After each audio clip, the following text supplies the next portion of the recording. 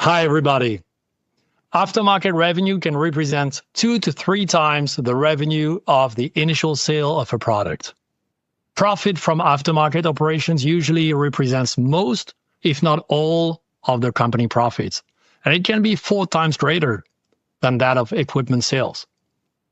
Aftermarket is a long-term source of recurring revenue, and at a time when manufacturers are using industrial machines and equipment longer than their intended cycles, service and maintenance become a critical source of steady revenue. This is why we're going to talk today about after-sales business, why it matters to manufacturers, what are the main trends and disruptions in this business, and we're going to discuss how to benefit from the latest technology advancements to reinvent after-sales. I'm your host, Dominique Gilles. I lead the Teamcenter SLM business globally. And with me, I have the great panel of experts. I'm super proud to have them with me today. I have Ali Pinder. Ali is a research VP at IDC, leading research and analysis of the service and the customer support market.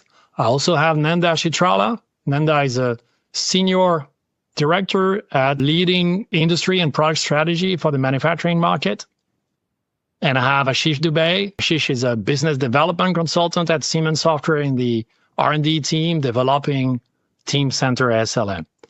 So you heard me talking about after sales and using also aftermarket in discussion. I'll be using the words alternatively, as I will not make any difference between after sales and aftermarket. So first, let's turn to Ali. Ali, do you want to introduce yourself?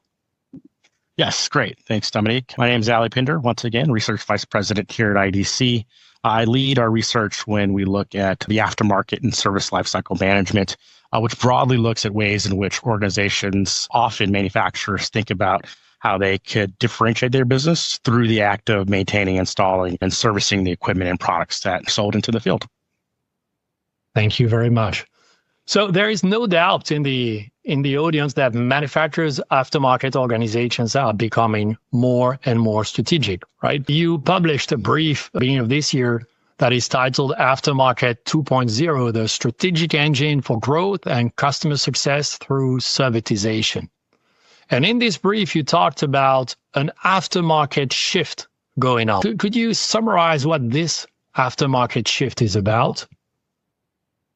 Yes. So in a lot of ways, I've been covering this space for just over 17 years now. I know I look young, but I've been here for a while. One of the things that I think is really interesting about this market is the evolution of organizations, specifically manufacturers and their service partners, in the way in which they're no longer just looking at cutting costs out of the operations. These organizations recognize the opportunity that the aftermarket can be a driver of not only differentiation, but profitability and revenues. I think there's a real opportunity as we think about how organizations have shifted to be less of a cost center for their organizations and more of a profit center, having their own dedicated P&L. The intriguing pieces of our findings, if you go to the next slide, is the fact that organizations in the aftermarket can be a catalyst for growth as service, enables recurring revenue streams. You mentioned this a little bit in your preamble, Dominique, that the margin coming out of the service and aftermarket business is much more robust and recurring when you think about their counterparts on the transactional product side of the sales organization. When we engage with customers, a top driver of value for the aftermarket is really that piece around improving and delivering quality service outcomes to customers, which enhances that revenue opportunity and the margin that can come from the aftermarket. Beyond traditional services, we also see that leading aftermarket organizations are innovating within this space to identify new digital service products that can be delivered to customers, which include things like digital assistance, training, consultation, dashboards, and customer portals. Organizations are able to take the rich data coming off of the products, assets, and equipment and turn that into insights that can be contextualized, personalized, and relevant as they engage customers. And the most important part is doing that at scale, right? Most of the businesses on this call are, dealing with, thousands and, hundreds of thousands, millions of customers every day. So the ability to take insights and data to really drive at that revenue engine has to happen at scale across your business. For sure. Yes. Thanks a lot, Ali, for sharing this data. In order to seize that opportunity, what are the main challenges you think that manufacturers have to overcome?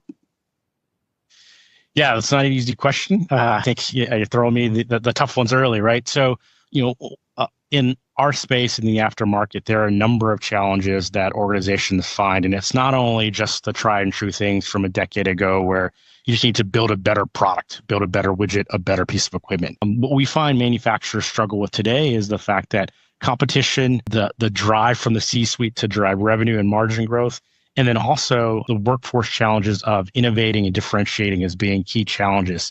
The need to deliver on customer outcomes in a new way that could deliver value and quality at each interaction and engagement. And I really think the biggest opportunity for manufacturers in the aftermarket is taking those challenges and switching it so those challenges become your superpowers, right? If you go to the next slide, one of the areas that I continue to think there's a real opportunity for us to grow and deliver value is this piece around breaking down silos within organizations.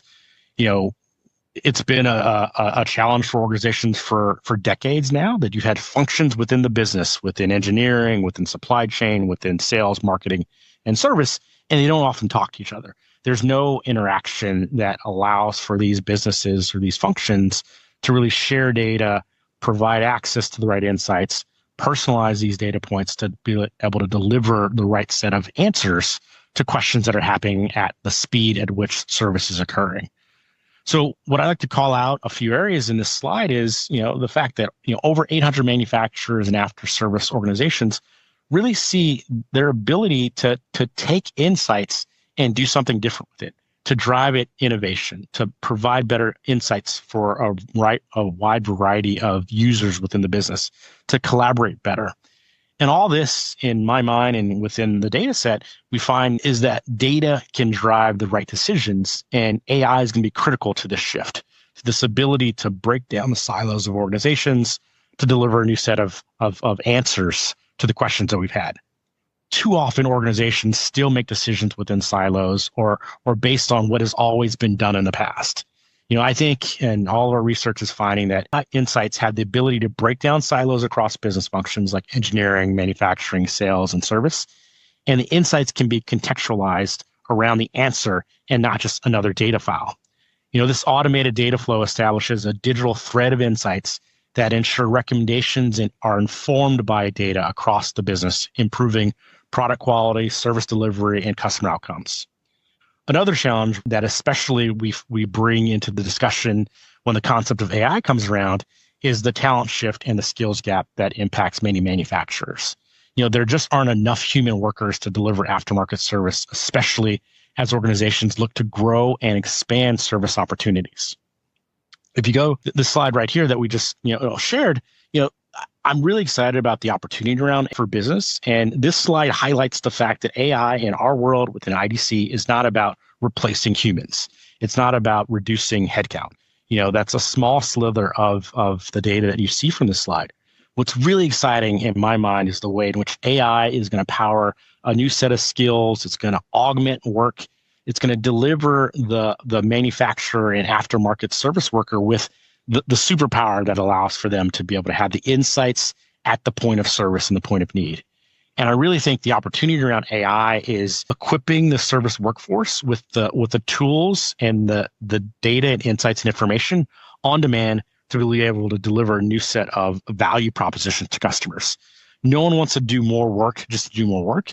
You want to be able to augment your workday to be able to leverage insights to focus on what you are passionate about and what your customers are willing to pay for. The real opportunity in my mind is taking AI insights and having that, supercharge your ability to deliver a new set of quality outcomes and experiences to customers. Yeah, thank you very much. So yeah, breaking the silos, very important. You talked about the digital thread. You talked about it. Obviously, we are going to come back to AI in that webinar. It's super important. But before we do so, based on your extensive surveys, Ali, and in the Aftermarket 2.0 brief that you published earlier this year, you came up with a vision for what manufacturers can expect from reinventing the aftermarket operation. So I'm sorry, it's going to be another tough question, Ali, but could you please summarize this vision of what manufacturers can expect from reinventing their aftermarket operations? Yes, and it's really exciting, right? I don't think any of us go to work every day to be a loss leader or to be an organization that's not driving the value of the business. And when I think about the aftermarket and the new opportunity as these functions of the operation are driving really transformative future visions of the business, a few areas that step out. And the first is the money. We've talked about this quite a bit already, but within the aftermarket, this new vision of this side of the business is really to drive the revenues that will spark the innovation that's happening within the organization. From our perspective, the aftermarket really has an opportunity to not only deliver consumables, parts, and standard service contracts, which we've been doing. I'm bringing myself into this. Been doing for decades now, right? Where you roll a truck, you swap out parts, and you charge the customer, right? That's part of the revenue stream. It's an important part, but I really think the innovation is going to come from delivering new sets of services to customers that they're willing to pay for and pay a premium for. So these new revenue streams, which are recurring, allow for an upsell, a cross-sell, and this new as-a-service servization model where you're not just selling equipment that's transactional and one time or once every 10, 15, 20, 50 years you're selling a piece of equipment, but you're really engaging with customers on this ongoing consultation where your goals are aligned to drive it revenue. And this is an innovative way in which organizations, manufacturers, and the aftermarket businesses are thinking about their interaction and engagement with customers. I also find that this shift in this new model allows for an improved customer experience where outcomes you're not just looking at meeting an SLA where I need to be somewhere in 4 or 8 hour windows. It's really about ways in which you can personalize your customer experiences to submit those partnerships. So there's not your competitors, even in your markets that you feel are very much disrupt proof, able to solidify those relationships with the customers. And the final piece that I think is really interesting in this AI everywhere era that we have coined here at IDC is the opportunity to be data driven within the decisions that are being made across the business. So each and every employee and function of the aftermarket operations has the tools and insights to make real-time, fast decisions that are the right decisions at the right time. Okay. Yeah, very, very insightful. Thank you very much. Obviously, you've talked about AI. AI is very important. We see AI coming top of all the surveys you've made and you've shared with us. Now, could we sort of double click on that, Ali, and go one level deeper? And how should manufacturers look at AI and Gen AI and agentic AI in the whole service lifecycle management process? What are the, without going too deep, but the 2-3 categories that they should look at AI for? Yeah, and those are a lot of acronyms up there. So I know we can have a deep dive for another hour to talk about the nuances between, AI, generative AI, and agentic. But where I think there is an interesting convergence of this language and these capabilities, these technology tools, is the fact that most of the businesses on this call, if you've started investing in your digital transformative journey, even yesterday, if not years and years ago, you're going to have a number of systems, applications, and platforms that your teams leverage every day. And going back to that silo discussion, you're going to have data that's flowing across your business that often doesn't interact and engage at all. You're also going to have dealers, distributors, suppliers, and partners that also have their own technology infrastructure. In my mind, the real opportunity around AI is to be able to orchestrate that data flow across enterprise applications within your business. Not only your own data, but your partner data, your customer data, and the ability to quickly automate the decisions that are being made based off of all those data points across your business. Another area that I think is interesting around both agentic AI and, kind of traditional AI is the fact that too often the decisions that are being made in back and mid office functions of the organization, maybe specifically like the engineering and manufacturing team, are made based off of history and not real-time data coming off the asset and off the service organization from a transactional perspective. Just think about a service tech goes into the field, they get on site and they realize the way in which this customer is using this asset is different than the way we modeled it in the past. I really think there's an opportunity for AI to ingest all of that data that's happening at the edge or on the customer site to inform decisions made in design and quality teams. The access to data, I think, is really an opportunity for organizations to evolve, and AI speeds up that data flow. Because it's all those data points. If you think about the millions of assets and products and components and parts that are in the field actively being engaged with, there's no engineer that can take that data as a human and try to ingest that and make decisions at the speed at which we need to, right? So AI really has an opportunity to change that process.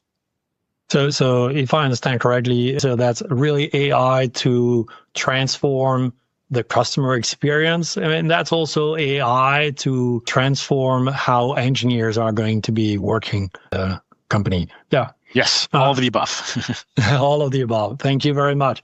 Hey, just before we move on to the next section in this webinar, do you have some final thoughts you'd like to share with the audience? Yes. So, there's a number of thoughts, but I'll leave you with just a few, right? I think first and foremost, I would recommend that you start today. So, when we have this discussion around AI, often a lot of the hype around it is something that is future off. Something's going to happen in 2030. It's something you can test and pilot today, but it's not going to be impactful to your business right away. I really think the opportunity that I find in organizations is that disruption's coming for your business, regardless of the industry which you're in. And if you don't start today around your technology and digital transformation, you're going to be well behind your peer group, your customers, and the position you need to be in to evolve and transform. I also think it's important for you to recognize that your customers want and demand more value from you. They don't just want transactions that are commodities. They don't just want the engagements you've delivered historically. They want you to be able to leverage the data and insights you have to give them exceptional outcomes and experiences. We look at the aftermarket as being a cost center. What I want to leave you with today is that it should be your differentiator when you think about your business. This is the opportunity to engage with customers frequently in a recurring manner that delivers value. And finally, it's important to move beyond.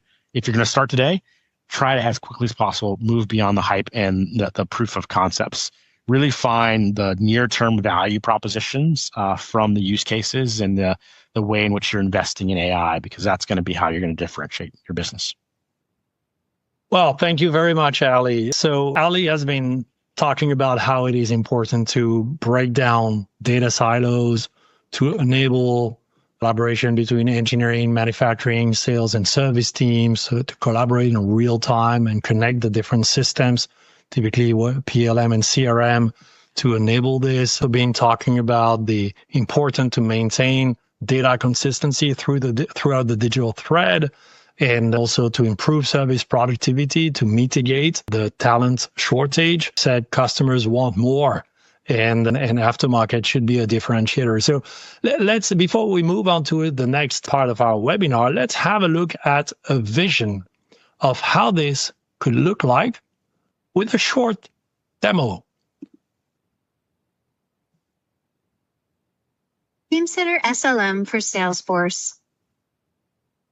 In this scenario, a customer initiates communication with a machine manufacturer to report an issue with an industrial machine. They log into the machine manufacturer's website and immediately start interacting with agentic AI technology, Agentforce. With access to details of the customer's machine based on the provided serial number and access to Teamcenter service documents and service history, Agentforce asks the right questions to diagnose the issue. Agentforce is able to quickly identify the problem, and after receiving customer approval, Agentforce creates a new case to fix the issue. It provides the case ID to the customer for future reference. Behind the scenes, while interacting with the customer, Agentforce accessed product knowledge managed in Teamcenter PLM, including machine data, its service requirements, service history, and more. Connecting the Teamcenter data to the customer data managed in Salesforce, Agentforce executes actions to create a work order and a related work plan in Salesforce. This includes step-by-step service instructions that were authored in Teamcenter. After a review by the operations manager, the work order is scheduled and the assigned technician is notified. Now let's look at this from a field technician's perspective. Using Teamcenter SLM, I have complete visibility of the machine and how to service it, helping me service right the first time. Once the job is complete, I use the app to update the status. The update is tracked in Teamcenter and Salesforce, providing visibility to key stakeholders. I've also identified an opportunity for additional service revenue, in this case with a service contract upgrade. This opportunity is sent straight to the sales department. The machine's as-maintained structure in Salesforce now shows the latest configuration. This is also reflected in Teamcenter, along with all the service events for the machine, supporting continuous product improvement. So now we're going to move on to the next part of our webinar, that is our panel discussion. As we move on, we're going to become more and more pragmatic, and we want you to get out of this webinar with concrete ideas, not only just inspiration, but also concrete ideas of how to move forward. So for that, I'm going to welcome Nanda and Ashish. Ashish, would you introduce yourself, please? You're on mute, Nanda.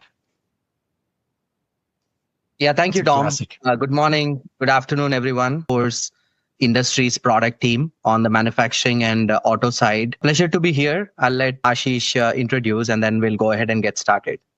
Yes. Thank you, Nanda. Hello, everyone. I'm Ashish Dubey. I'm business development consultant at Siemens, focusing on service lifecycle management, SLM solutions. I'm here to share my perspective on aftermarket, what we do with SLM and Salesforce together. Teamcenter.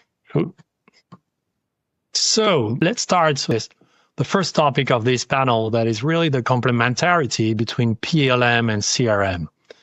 Nanda, let me first turn to you. Ali stressed the importance of breaking down data silos and making data accessible to all stakeholders. As you represent Salesforce here, could you bring us your point of view on how to make the product data accessible to the customer-facing teams, and for instance, for the field service technicians, as we saw in the demo? Absolutely, Dominic. Even in my past life, before joining 9 years ago, I used to work at a diesel engine manufacturer, worked there for more than a decade. And one of the things oftentimes that we noticed is that there's a huge gap, as Ali alluded to in the survey as well, between the product organizations and even within the entire marketing, sales, and service from a go-to-market perspective. And that was a huge challenge. So all these years, for being a customer 360 platform, have been focusing on how we can bring the marketing, sales, and the service organizations together in terms of not only driving the entire selling motion, but also the servicing motion for the customer, creating that end-to-end customer engagement experience, if you will. But what has always been a big gap, and which continues to be a gap, is when you think about that end-to-end product lifecycle, all the way from product as designed to product as manufactured. And then once it is in the hands of the customer, then how is it installed? How is it delivered? Because there might be various customizations, changes done to the entire bill of materials. And then finally, how it is serviced from an as-maintained notion. So when you think about this end-to-end life cycle, there's been a huge gap of how the product organizations continue to get the continued feedback on how the products have been behaving in the market, what kind of changes have been happening, through the selling motion and as well as through the servicing motion. And then how does that entire data come back to the product in order to continue to improve the overall quality? Now, when you think about from a servicing perspective, now there's a lot of this data when you really think about as a field technician, and this is something interesting that I was talking to one of the HVAC CIOs.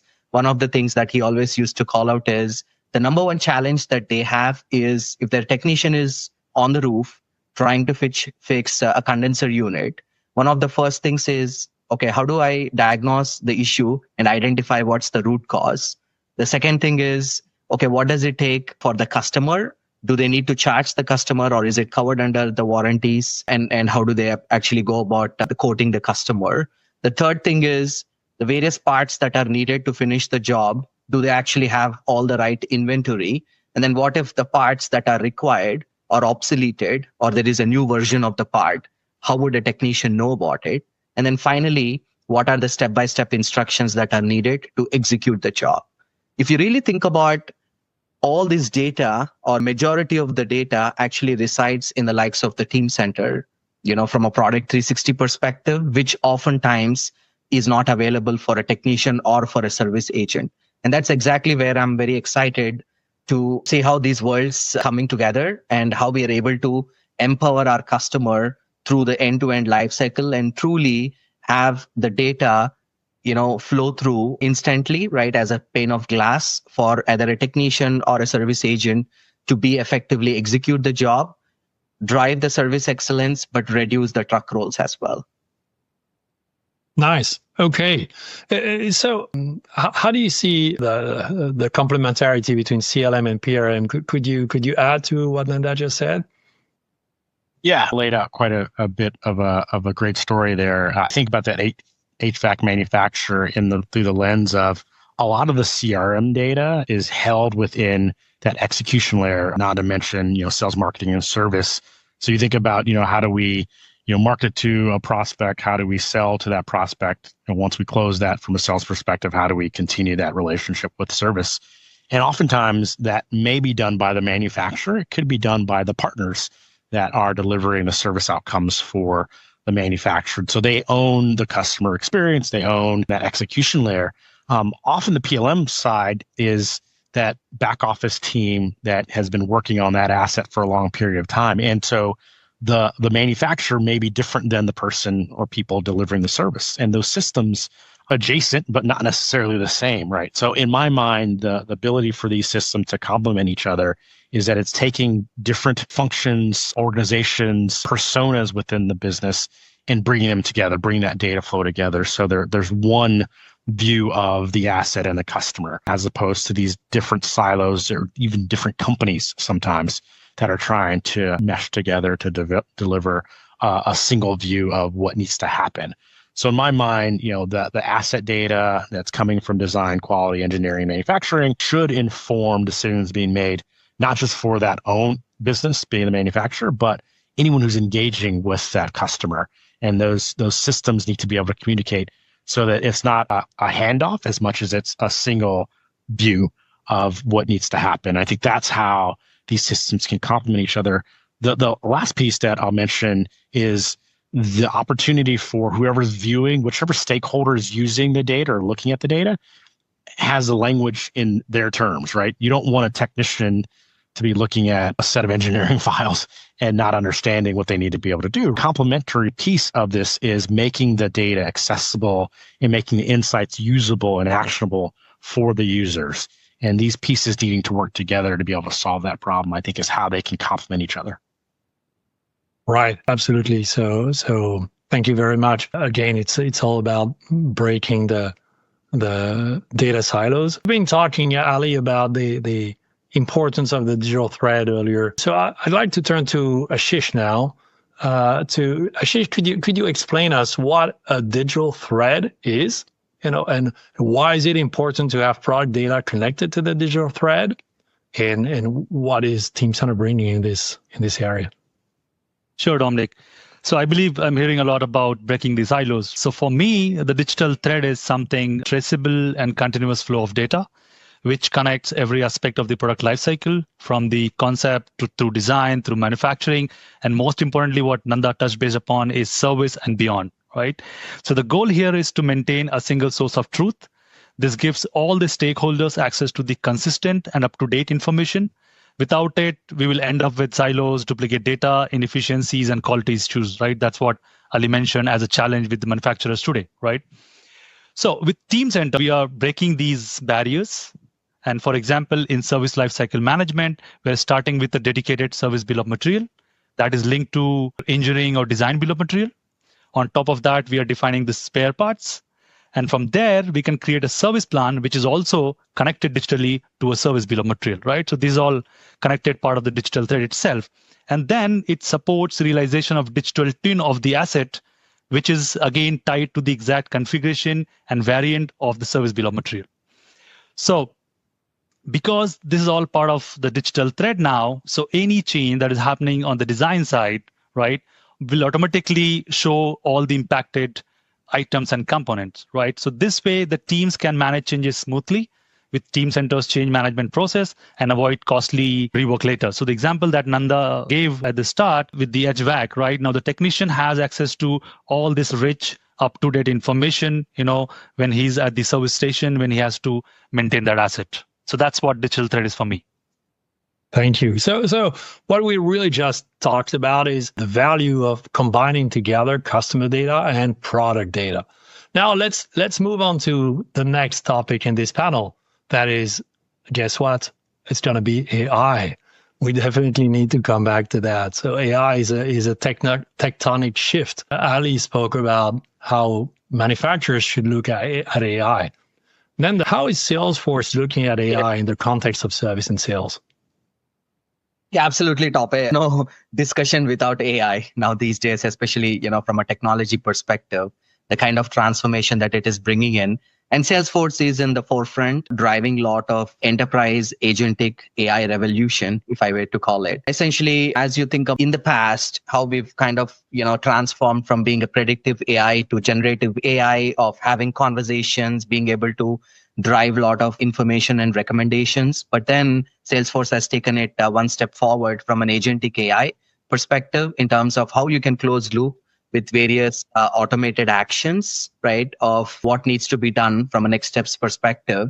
So we already saw that in the demo in terms of how, from a customer service representative perspective, every time we talk to the customers, there's always 70 to 80% majority of the questions are kind of falling into that frequently asked question. We have several customers like GE Appliances, Eaton, they've actually spoken in the large stages in terms of how they've actually leveraged the Agentforce AI to be able to solve common problems like, I have this engine check light, that's coming in. What do I do, right? I have these symptoms, the fault codes that are occurring on my devices, on my equipments. What is the root cause of it, right? And then taking it one step forward, what if I need to find out, what would be needed for me to actually get this issue resolved? And what would be the estimate that would be needed from a code's perspective? So there are several use cases where customers are starting to evolve and be proactive in terms of how AI can transform.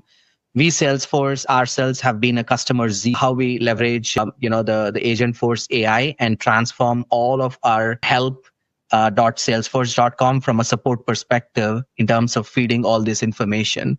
And why it is important in the context of service lifecycle management is that a lot of this product data, right, the engineering data, the service data, the fault codes data resides in multiple applications. Not everything might reside in Salesforce. There's a lot of data resides in Siemens, but then there's also data that stays across multiple applications. What is critical is how is AI not only being able to pull all this data together and then be able to concisely respond to the question, but more importantly, how is it able to drive the prescriptive actions that are needed for customers? A good example could be a technician upsell and cross-sell. Imagine a situation where every customer, so we have a customer, Waters, who actually spoke about how they have actually enabled the field service technician taking every opportunity of the touch point with the customers and then be able to take that as an opportunity to drive an upsell and cross-sell opportunity, right? So how it can identify what is the current issue, what are some of the other components that are perhaps getting to the end of life or, having some issues based on all the previous work order history data, the recalls data, the various warranty claims data. And then how do you bring that to bear in the context of the current issue that the customer is facing related to that asset? If you really step back and look at it, it's very powerful. All the manufacturers always had this data for a very long time, and they're all trying to look at how do I empower that data, and then how do I drive not only service excellence, but servitization. Right. Effectively, that looks very powerful. Let's turn to Ashish. Could you share with us how is Siemens looking at in the context of service lifecycle management? Sure. So like others, AI is the buzzword, right? So we are also very much focused on what we are doing with AI, and especially in the area of service lifecycle management.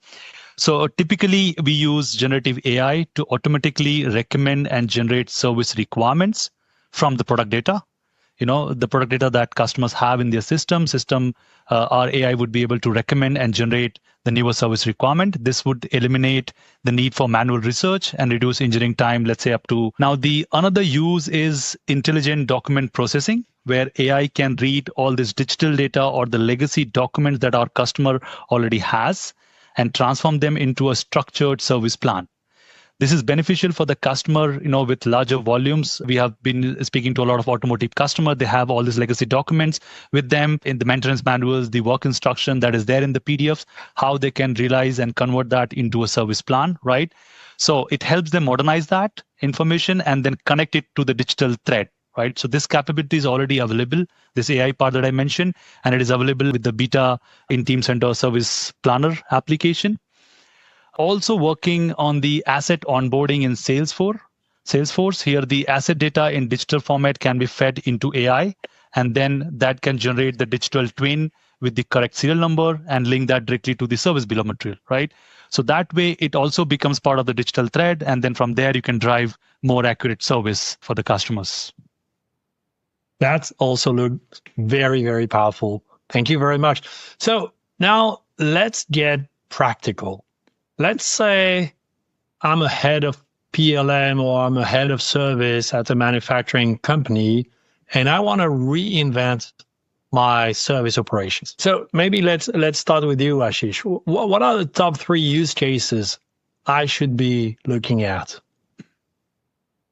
Surely. So for me, top 3, I'll start with customer-centric service excellence. This is about providing the most efficient service in the most cost-conscious way, right? So if you connect the product data directly to the service operations on the Salesforce side, technician now know exactly what needs to be done, right? So for example, if a customer reports an issue and the technician can see the right configuration of the asset that he's going to work on, the correct spare part that would be required, and even the interactive work instructions, right? Then this would reduce the repeated visit. This would shorten the repair times, and it will improve the customer satisfaction. In the end, it also lowers cost because the work is more efficient now. So that's my first use case. The real value or the real deal would be, when you are able to grow your sales by selling more high profit services, right? This I refer as asset monetization, the second use case. Now, this is about turning service into a growth driver, into a growth driver. So once we have connected the product and service data with the sales processes in the Salesforce, right, we can start identifying newer opportunities. For instance, if a machine is due for a critical maintenance task, the system can recommend selling an upgrade, a service package, or an extended warranty, right? So this would help sales and service team upsell more efficiently, generate more revenue from the install base, and increase sales productivity, right? Now, if I take this further and I take it beyond the asset monetization, right, and if I provide sales with the tools to generate product quotes much simpler and faster, right? And that's the third use case that I call optimize opportunity to quote, right? Here, the Teamcenter product configurator together with Salesforce CPQ processes, now sales reps can build accurate quotes in minutes instead of days. And the rules are always in sync with the engineering because it is coming from Teamcenter, the product configurator rules. So what gets sold to the end customer can actually be delivered because it is in sync with the engineering and manufacturing from the Teamcenter side, right? So the big value here, what I see is the efficiency, reducing the configurator cost, faster turnaround, and higher sales productivity. This means now the sales team can spend more time, with the customer than on the system itself. So in summary, the values come from 3 areas: delivering the service right the first time, then turning service into a revenue with the second use case, and then making code faster and in sync with the engineering, right? So the key focus on the value drivers. And for our customers, the key is to focus on the value drivers and what would create the most impact for the organization. So when they're preparing a business case, they should always be aligned to these value drivers that I talked about. Thank you. That's very clear, Ashish. Now, what should I look for to build my business case? We just heard about these 3 use cases. Could you add a bit on top of that and expand on, what should be the KPIs? Well, in other words, how would you recommend to get started? And when you really think about, if I'm a service leader, right, and having the responsibilities, the P&L responsibilities of the entire service operations that are carried on, there are several KPIs that I'm always focusing on. Obviously, CSAT continues to be my top priority, but apart from that, how am I actually able to reduce my operational costs? How am I increasing efficiencies, productivity of all of my agents, technicians who are on the jobs, day in, day out? But more importantly, some of the service leaders are also now starting to carry the P&L responsibility of driving service revenue, right? What Ashish alluded to. So I need to be able to have the ability to really look at the various touch points of being able to drive the service revenue while keeping the costs low. We actually at Salesforce run this asset monetization workshops, and this is where we partner with the likes of, Siemens product teams as well, along with customers. And then we understand what is the customer experience, looks like from an end-to-end perspective. And what are all the various foundational building blocks, from a service execution standpoint, and as well as, from an asset lifecycle management, standpoint. And then we then identify what are all the various data points that actually lives native to Salesforce. And then what are the data points that actually, are mastered and maintained in Siemens, which needs to be, the system of records, but then as a system of reference, how do we bring some of those data elements, right, in the context of driving that end-to-end experience? And the good news here is that Siemens and Salesforce, we've already partnered together. We've actually made it easy for you customers that we have an App Exchange offering in Salesforce called Teamcenter for Salesforce. So now you have the ability, what you actually saw a preview during the demo is how you can actually bring some of the complex, rich asset bill of materials data, the service bill of materials data, the aftermarket parts, the service instructions, and then how do you bring it to bear in the context of a service agent helping a customer or in the context of a technician executing the job. So I think the good way would be that do connect with your account managers, and then we'll be happy to walk you through how this end-to-end experience can come to reality for you. Thank you. And Ali, could you add to that? Anything you could add from your perspective? Yeah, so I'll take the other angle of this. So obviously we talked a lot about technology, and I think part of the reason why most of these have shown up today was to hear how AI is going to impact and how it's going to help drive at new revenue outcomes for their business from a manufacturing perspective. But one area that I think we need to always come back to is the people side of this. So if I think about in an AI everywhere, in an environment where we're thinking about this massive shift in how technology is going to enable work, we need to ensure that our people, both your internal employees and also your customers, are involved in this transformation. And to do that, we need to, in my mind, shift the KPIs that we're leveraging to measure. It's important to measure first-time fix and productivity and utilization cost. That's obvious in my mind, but I think there's this whole nother set of KPI that are more customer-focused and employee-focused that I've started to see companies start to engage with. And in an AI environment, it's important to think about how value is created by those humans to those other humans being the customers.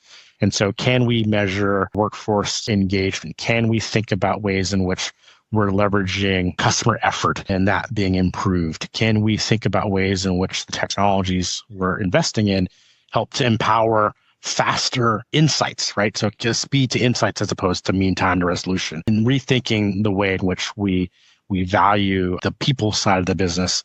I'm going to also think about how organizations can leverage these tools to improve process. These tools, technology isn't a panacea. It's not meant to just invest and then you are transformed on day one. Implementation is faster in a cloud environment, but I do think there's a way in which companies can rethink how the technologies that are being invested in can improve the process between the users and those that they are servicing, whether that be in the back office, the mid, or the front office. And I think that is where I see companies needing to start now as they build that business case around value that is expanded beyond that individual purchasing function to really transform the entire enterprise. Thank you. That's very insightful, Ali. So we're going to wrap up this webinar. So we've heard that it's important to break down the silos. Combining CRM and PLM is a way to do that. When you want to do that, you need to focus on value. You can start by doing things like an asset monetization workshop, as Nanda was suggesting, to be very pragmatic. And as I was adding to that, it's important to pay attention to people and the impact all of this will have on people, all of this, including obviously, and you need to look at things from the point of view of the people. So please ask your questions. We're going to take some questions from the audience. So please ask your questions. If you've not already done it, feel free to do so. While I'm wrapping up, we will answer the questions right after this. But before we go on to the questions from the audience, how you can get more insights on what we just discussed. Number one, download the analyst brief written by Ali. The one that is called Aftermarket 2.0. You have the link here. You can scan the QR code with your phone to get access to it directly. Also, we would love to meet you at Dreamforce. So join us at Dreamforce, the conference that is going to happen October 14th to 17th, if I'm not mistaken, in San Francisco. Here you can also scan that QR code that will take you to a registration page where we'll be able to get back in touch with you and set up and work with you on your Dreamforce experience. Salesforce and Siemens will have a manufacturing lounge that we will run together right at the center of Dreamforce. So if you're interested in Dreamforce and your manufacturers, this will be the place to go. We're looking forward to meeting you there. Now, let's move to the questions from the audience. So I've been receiving some of these questions from the team. So let's look at that. So first question, you talked about digital services and self-service, customer portal. How do you combine self-service with what was presented here in the call? So I think I'm going to turn to Nanda for that question. How does Salesforce provide self-service capabilities for manufacturers? Yeah, no, it's an interesting question, Dom, because when you really think about the manufacturers, whether they go to market directly or through various indirect channels, there's always end customers, right, who would like to understand what are their assets, where are they located, what's the overall health of the assets, what's the entire composition, and then, what are the various cases, when carries work orders, the claims that are part of it. So they really want to look at it from an end-to-end holistic view.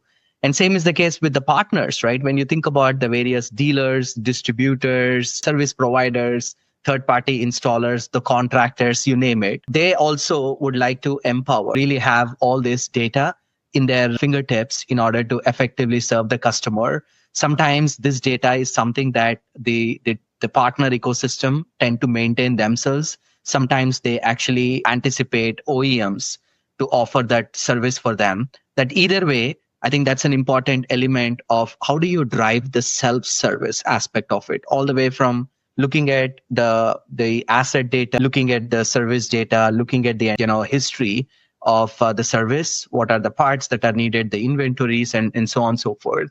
So that's where Salesforce has multiple solutions in that space from an experience clouds perspective, right? Whether it's customer facing or whether it's partner facing, and that could essentially drive a lot of the self-service elements, which otherwise is a big challenge that a lot of OEMs face today. Right. And to complement that, maybe Ashish, could you to this? Yes. So what we can bring from the product side to the Salesforce is what we are doing is we are exposing all these 3D navigation for our customers to explore the asset, identify spare parts, and order them online, right? So they have access to the service data, the product data, and they should be able to just order it from there. And they can also access the interactive service work instructions that we are authoring in the service plan for the technician, and that will be tailored to their specific equipment, ensuring the technician has the right steps every time. And we are also providing a digital twin in its as maintained state. So the customer sees the exact configuration of the asset. Every time they open it, they see up to date of the asset. And finally, the system can deliver service and parts recommendation. I think I talked about it earlier, helping customer make a smarter decision and they can avoid the downtime of their asset. It's interesting to see how all things come together and see this product data that can be surfaced in self-service capabilities like Salesforce is providing. Now, I think we have time for maybe another question. So, I guess that is going to be a question for Ali. Ali, the question is, you were talking about servitization. How do you see outcome-based contract becoming a trend in the market? And then how should service organization adapt to this? Yeah, so first and foremost, the trend is definitely accelerating. Have organizations think about ways in which they could sell outcome-based models to their customers, where in those environments, the goals of the end customer are represented in the contracts. And so unless the service organization is able to help the customer meet those goals, they're not getting the revenues that they're expecting from that contract. If I look back 5-10 years ago, the majority of contracts being sold to customers were standard service contracts, 2-3 quarterly PM visits. We're going to show up reactively when something breaks. So you have to call us and then we'll show up. What we're seeing is we didn't mention IoT connectivity, but as the evolution of products and equipment has evolved to include remote monitoring capabilities and connectivity from a diagnosis perspective, we're seeing more companies have the tools, information, and insights in real time to be able to offer an outcome to customers. And so I think the biggest opportunity, if you're not already doing this today, if you haven't worked with your technology partners to be able to ingest the rich data that's happening in the field to be able to make more predictive decisions, then you're going to miss that boat when you think about being able to shift into a servitized model that can sell outcomes. Because if you don't know what's happening in the field, if you don't know what's happening with equipment, if you can't monitor that equipment and diagnose it in advance, you won't be able to predictively roll the truck prior to that failure, because the outcome is that the asset is not down. So if you can't be able to provide that level of intelligence and insight to your planning team to have the right part, the right people, the right skills, the person scheduled and dispatched prior to failure, you're never going to get to that outcome-based model opportunity. So I really think this is both a technology and a process challenge that we're seeing be accelerated based off of better, richer data that could be more predictive within service. Thank you very much. Again, very insightful. I don't think we have time for further questions, so we'll get back to you after this. Thank you, everyone, for listening. Heartfelt thank you to our panelists. Get in touch with us on LinkedIn, by email, contact your account manager if you want to learn more. Download the brief from IDC. Meet us at Dreamforce. We're looking forward to that. Thank you very much.